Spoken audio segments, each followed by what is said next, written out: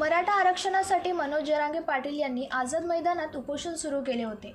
उपोषणाच्या 5व्या दिवशी सरकारने 8 पैकी 6 मागण्या मान्य केल्या आणि शासन निर्णय काढला।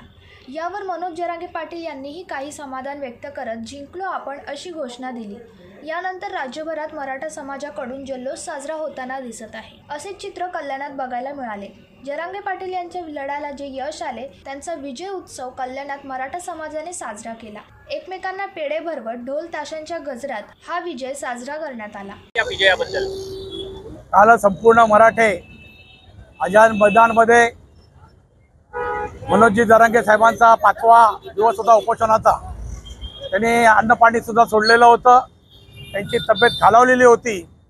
हायकोर्टाने सुद्धा गव्हर्नमेंटने हायकोर्टात सुद्धा मराठ्यांना विरोध करण्याचा प्रयत्न केला आणि अशा या संघर्षानंतर सुद्धा मराठ्यांनी कुठल्याही पद्धतीची हाय खाल्ली नाही आणि संपूर्ण ताकदीने मराठे मुंबईमध्ये नटून राहिले।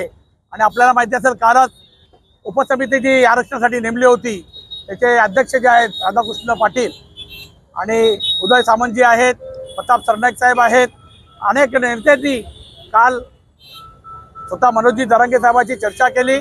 त्यांनी त्या ठिकाणी घोषित केलं की हैदराबादचं गॅजेट पासून पुणे असो, सातारा गॅजेट असो, मराठ्यांवर झालेले केसेस असो, मराठ्यांना बलिदान केलेल्या लोकांना मदत असो, त्यांना नोकऱ्या असो, या सर्व गोष्टीमध्ये सरकार येत्या 1 महिन्यामध्ये सर्व डिसिजन घेणार आहे।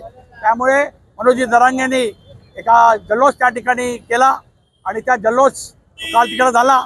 आमचे सर्व मराठे त्या ठिकाणी आझाद मैदानला असल्यामुळे आज सकाळी आम्ही हा जल्लोषाचा कार्यक्रम केला।